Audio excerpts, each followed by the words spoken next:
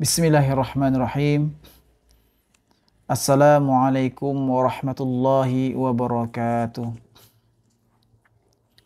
Alhamdulillah alladzi khalaqal mauta wal hayata liyabluwakum ayyukum ahsanu amala. Allahumma shalli ala sayyidina wa maulana Muhammad sallallahu alaihi wasallam.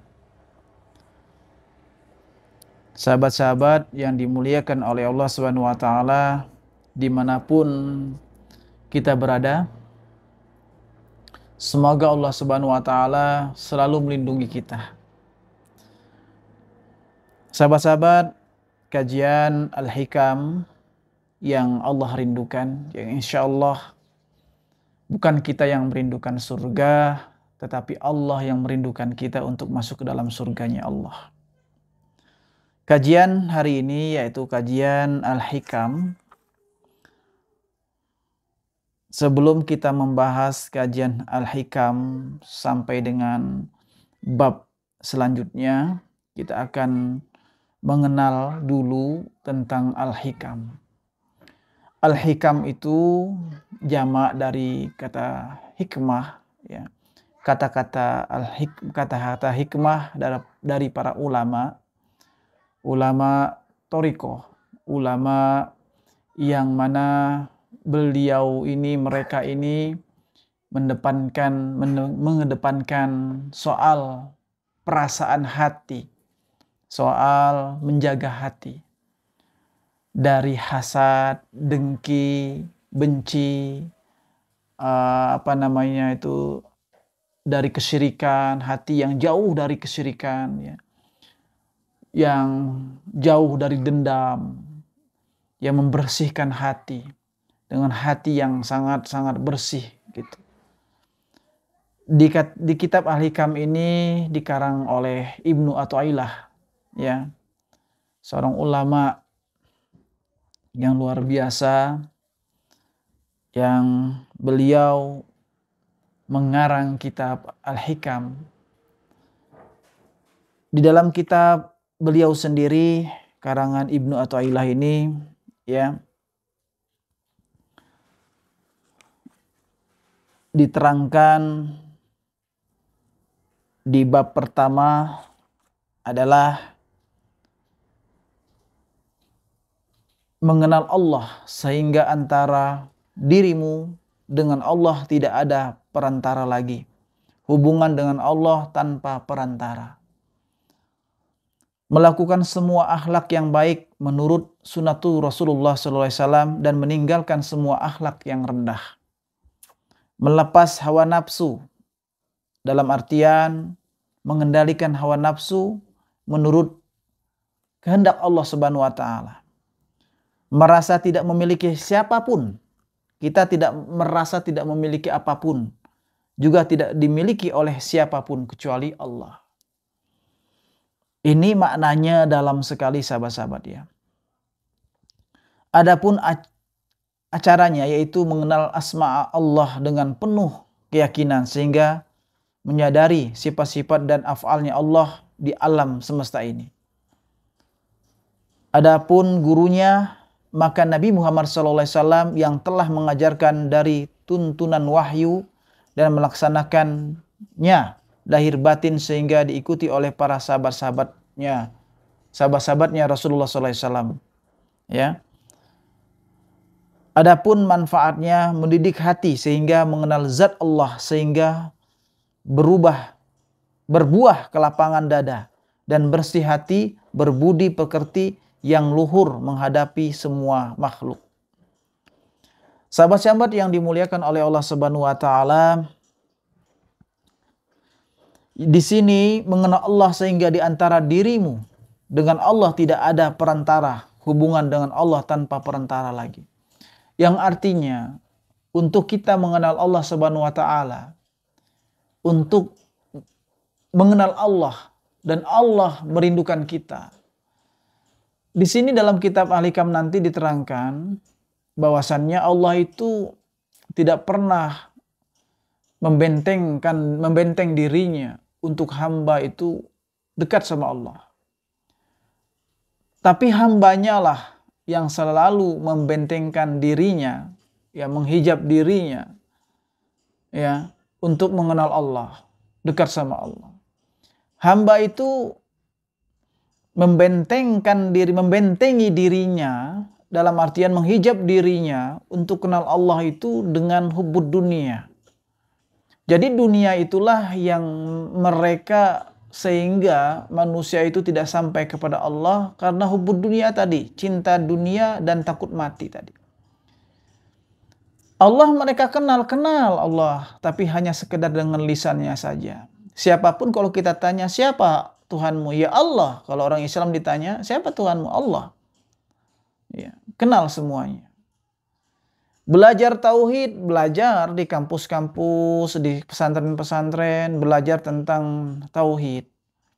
Kalau disebut 2 kalimat syahadat, bisa bersyahadat, bisa. Asyhadu an la ilaha illallah wa asyhadu anna Muhammadur Rasulullah. Aku bersaksi bahwasannya tiada Tuhan selain Allah, dan aku bersaksi bahwasannya Rasulullah SAW itu adalah utusan Allah.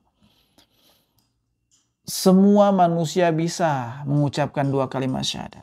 Itu baru di lisan. Di sini disampaikan dengan akhlak. Akhlak itu beda dengan adab, ya. Kalau adab itu kita sama orang tua harus baik, kata-katanya harus lembut. Kalau akhlak ini adalah bentuk ketaatan kita kepada Allah. Itu akhlak itu. Salat kita itu akhlak. Tidak menyekutukan Allah itu akhlak. Ya. Menjalankan segala perintah Allah itu akhlak. Menjauhi segala maksiat yang dilarang oleh Allah itu akhlak. Ya. Baik sesama manusia itu akhlak. Ya. Kalau sopan itu adalah ketika kita melihat orang tua, kita punten, permisi.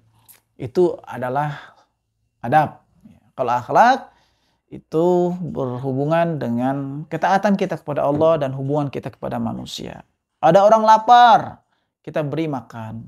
Itu akhlak. Ya, itu akhlak.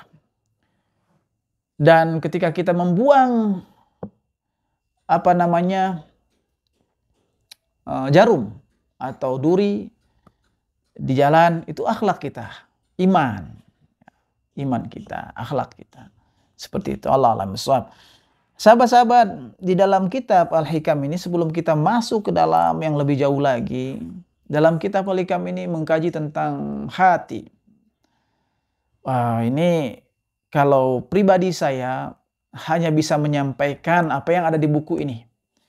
Tapi semuanya perlu bimbingan, perlu terus riyadhah, latihan terus untuk hati ini. Karena setan itu kan selalu menggoda. Sampai kapan? Sampai kita meninggal.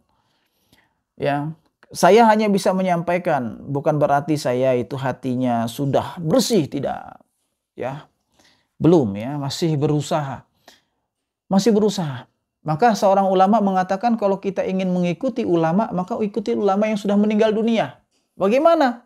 Kita tahu akhir hayatnya seperti apa. Seperti itu. Kita lihat sepak terjangnya ketika masih hidupnya. Kita lihat karya-karya tulisnya. Ya, para ulama-ulama yang meninggal dunia. Itu yang kita ikuti. Ya, tentu tuntunan kita yang pertama adalah Rasulullah SAW. Kalau ulama yang masih hidup bagaimana? Kita ikuti ilmunya. Kita lihat ilmunya. Karena ulama yang masih hidup juga itu berpotensi untuk melakukan kesalahan. Karena manusia, bukan malaikat. Ya, kalau kita ikut ulama harus, karena ulama itu pewaris para nabi. Tetapi kita harus mempunyai ilmu untuk mencintai ulama. Karena kenapa? Kita harus bisa lihat mana ulama yang lurus, mana ulama yang tidak lurus. Gitu kan? Nah, kita harus bisa melihat. Dengan apa melihat itu? Dengan ilmu. Di mana kita dapat ilmu? Kita kan harus berguru dengan kiai-kiai yang kita lihat sanad belajarnya di mana saja mereka. Sanad belajarnya di pesantren mana saja. Apakah tersambung kepada Rasulullah? Seperti itu. Ya, yang lisannya juga, lisannya terjaga. Ulama itu lisannya terjaga dari kata-kata cacian, makian, tidak mudah memaki orang, tidak mudah mentahzir orang, tidak mudah mengkafirkan orang, tidak mudah siapa tidak mudah menceritakan sesuatu yang takhayul, yang berlebihan. Ya, ulama itu ya sesuai dengan bercerita sesuai dengan faktanya. Berkata tidak mencaci, kata-katanya lisannya terjaga dari kata-kata maaf kotor. Ya. Lisan hatinya juga tidak mudah membenci dengan ulama yang lain. Tidak mudah mentahzir, tidak mudah mensyubhatkan ulama yang lain, apalagi mengkafirkan. Ya. Jelas kalau kita membenci, karena kita tidak tahu di akhir hayat manusia itu bagaimana Allah menginginkan kematian kita. Maka harus hati-hati dijaga, hati kita harus dijaga. Selanjutnya apa? Dalam kitab ini ya tentang hati semua. Tentang kehidupan kita sehari-hari. Bagaimana ketika kita dihujat kita harus sabar. Ketika kita diberikan oleh Allah harta kita bersyukur. Allah tidak berikan kita harta, bersyukur juga. Dengan kesabaran juga. Seperti itu. Karena jelas.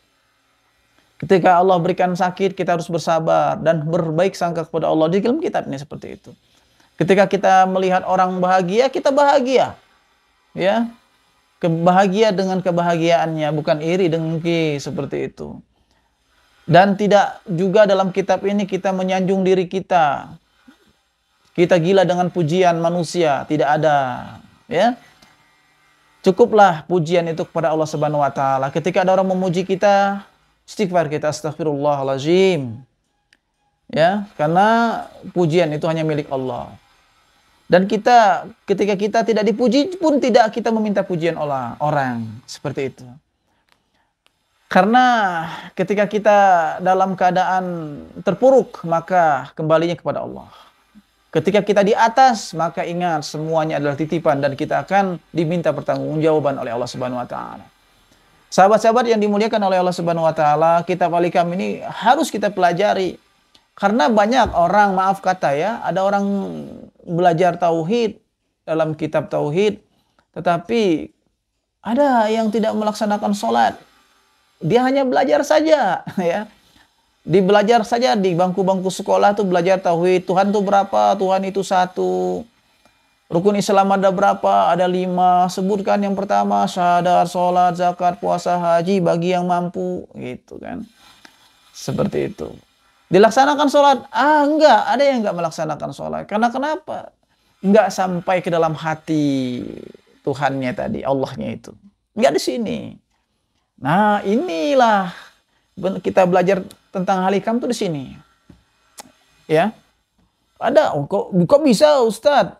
Ada orang belajar tauhid kok nggak sholat. Nah, belajar aja di kitab. Untuk apa dia? Untuk mengetahui saja. Tapi ketika azan berkumandang, berani tidak melaksanakan sholat. Ya. Ketika dia belajar tauhid, belajar. Maksiat ada. Korupsi ada. Tanya seorang orang yang koruptor itu. Para koruptor itu tanya yang Islam ya. Tahu tauhid? Tahu. Islam berapa? Rukun Islam ada 5. Nah, seperti itu. Semuanya bisa. Karena manusia yang masih hidup berpotensi melakukan kesalahan. Itu. Maka ikutilah ulama yang sudah meninggal. Ikuti karangan kitab-kitabnya. Sahabat-sahabat, itu saja yang bisa sampaikan, yang saya bisa sampaikan. Insya Allah nanti kita akan sambung lagi di kajian selanjutnya. Ini pembukaan saja dalam kitab Al-Hikam. Insya Allah seperti biasa saya nanti akan mengajar kitab Al-Hikam di hari Selasa. Syukron. Ma'ana jafikul umurina. Assalamualaikum warahmatullahi wabarakatuh.